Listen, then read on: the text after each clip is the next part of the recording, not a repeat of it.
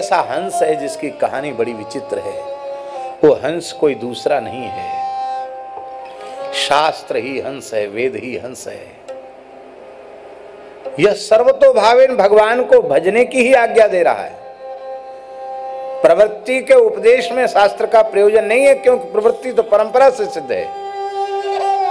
प्रवृत्ति के माध्यम से भी वो निवृत्ति का ही उपदेश दे रहा है। संसार से छूटने का उपाय बताता है शास्त्र, बंधने का उपाय नहीं, छूटने का उपाय बताता है। पर शास्त्र के सही मर्म को न जाने बिना मनुष्य व्यामोह में फंस जाता। दुहाई तो शास्त्र की देता है और कर्मों के जाल में फंस जाता है। एक ऐसा चक्र है जिसकी धार बड़ी तेज है और वो निरंतर घूमने वाला है। ये चक्र कोई दूसरा नहीं है, यही है काल चक्र। काल चक्र चल रहा है, किसी को छोड़ेगा नहीं। न जाने कितने मर गए, मरेंगे। आहा,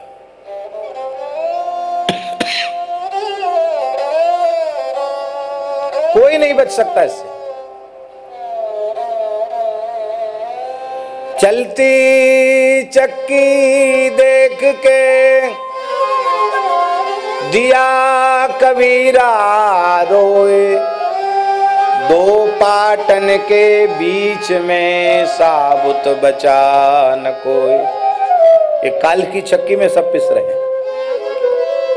पर कबीर जी के मानस पुत्र थे कमाल। मानस पुत्र जानते, कबीर जी के साक्षात कोई पुत्र नहीं था, क्योंकि कबीर दास जी ऊर्ध्वरेता ब्रह्मचारी थे। उन्होंने अपने जीवन में स्त्री का स्पर्श ही नहीं किया था। ऐसे वीतराग संत कबीरदास जी महाराज। यद्यपि उनकी पत्नी भी थी, उसका नाम था लोई। क्या नाम था? लोई। पर कबीरदास जी से भजन में 2 कदम आगे थी वो। वैराग्य में, भजन में महान योगिनी, महान सिद्धा थी वो। दोनों ही महान विरक्त थे। और देखो, गृहस्थ धर्म किया नहीं और एक बेटा एक बेटी।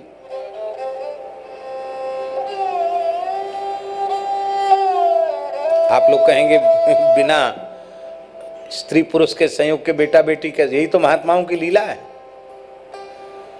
एक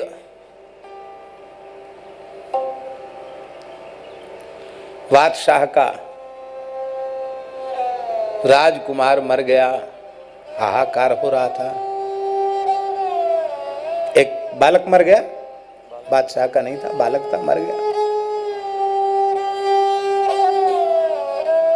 उन्हीं के जाति बिरादरी वालों में से एक बालक मर गया। सिकंदर बादशाह आया था, कबीर जी से कहता था करामात दिखाओ। कबीरदास जी ने सोचा ऐसे तो ये पिंड छोड़ेगा नहीं, भजन करने नहीं देगा इसको, कुछ न कुछ चमत्कार तो दिखाना पड़ेगा। उसी समय वो बालक आया दफनाने के लिए कब्रिस्तान में।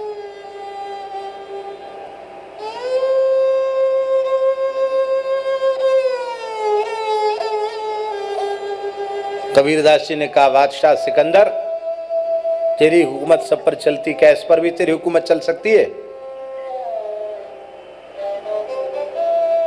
बोले हजूर, इसका तो इंतकाल हो गया, ये तो मुर्दा है, फिर क्या तेरी हुकूमत है, क्या तेरी बादशाहत? अरे ओ नादान बच्चे, बादशाह सलामत के हुक्म से जिंदा हो जा। नहीं हुआ जिंदा। बोले क्या तुम बादशाह हो, तुम्हारी बात कहीं नहीं चलती है।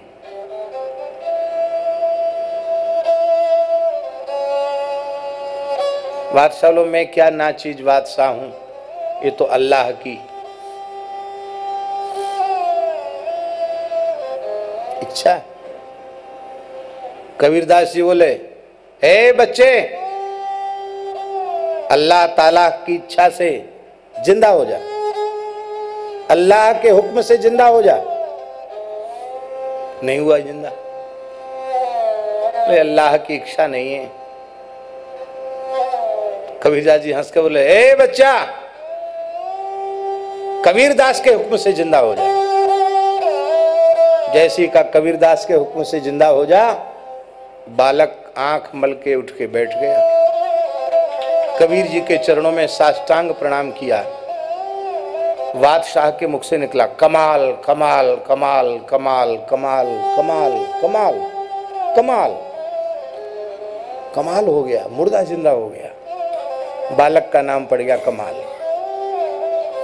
ऐसी एक शाहजादी दफनाने आई थी, वो भी मर गई थी लड़की, उसके भी परिवार के लोग रो रहे थे, बिलख रहे थे, बहुत सुंदरी लड़की थी, हाय हाय मर गई। उसको भी कबीरदास जी ने जिंदा किया, उसको लोग कमाली कहने लग गए, कमाल की बहन कमाली। वो कमाल भी सिद्ध थे और कमाली भी सिद्ध थी।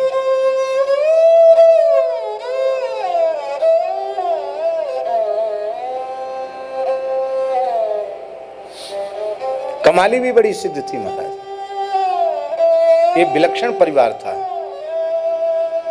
कमाली महान सिद्धा थी। कमाली का विवाह हुआ था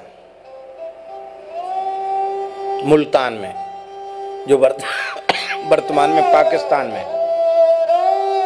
और संत श्री गोरखनाथ जी अपने नाथ मत का प्रचार करते हुए मुल्तान पहुंचे। जो मेरा खप्पर भर देगा उसके घर में भोजन करेंगे, उसकी भिक्षा लेंगे। उनका सिद्ध खप्पर कौन भरने वाला था?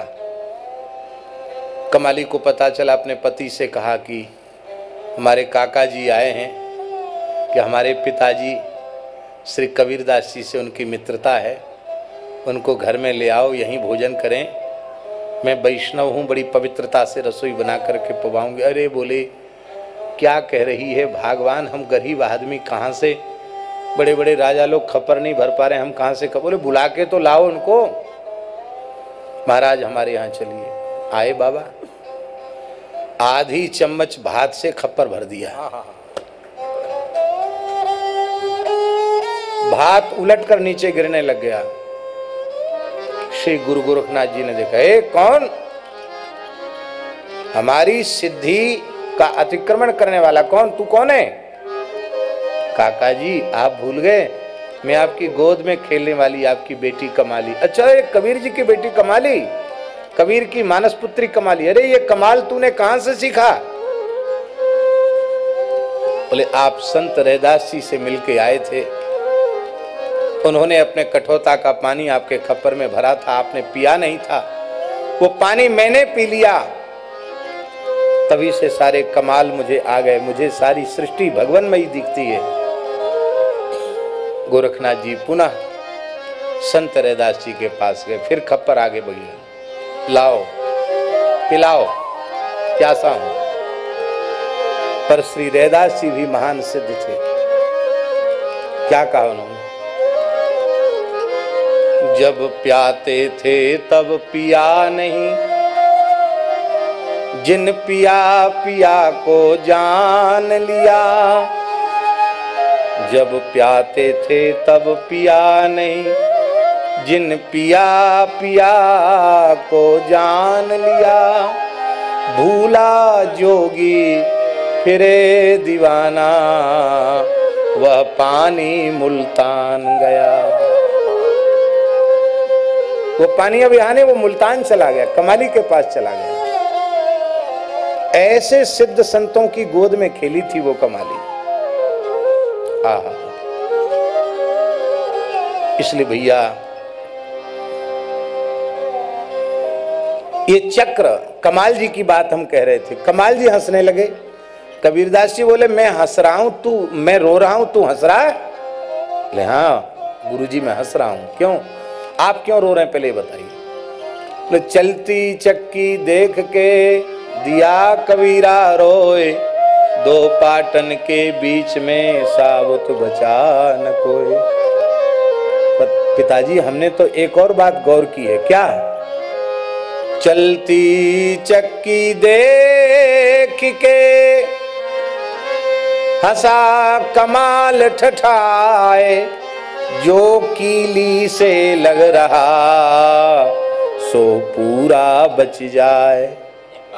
वो चक्की के बीच में एक कील होती है, उस कील के पास जो दाना पहुंच जाता है वो बिल्कुल साबुत बच जाता है। ऐसे एक काल चक्र चल रहा है, पर जिसके हाथ में है वो चक्रधारी है। उस चक्रधारी के चरणों में जो पहुंच गया, कौन्तेय प्रतिजानीहि न मे भक्तः प्रणश्यति, उसका फिर विनाश नहीं होता है। आहा, उसका विनाश नहीं होता है।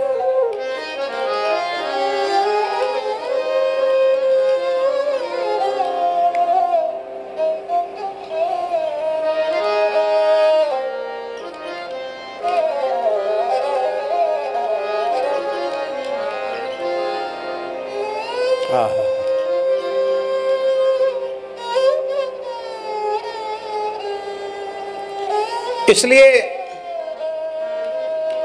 इस भयंकर चक्र से बचने के लिए हमें चक्रधारी के चरणों का आश्रय लेना चाहिए, ये समझ लीजिए। एक ऐसा पिता है जो सर्वज्ञ है, वो पिता और कोई नहीं, वो है वेद रूपी परमात्मा। और वेदानुकूल जिनका जीवन है, ऐसे संत सद्गुरु यही सच्चे पिता हैं। ये जीव के परम कल्याण की ही बात बताते, इनमें स्वार्थ की गंध होती नहीं है। और ये तो कथम तदनुरूपाय गुण विश्रम व्युपक्रमेत, ये तो जीव के कल्याण की ही बात बताते हैं।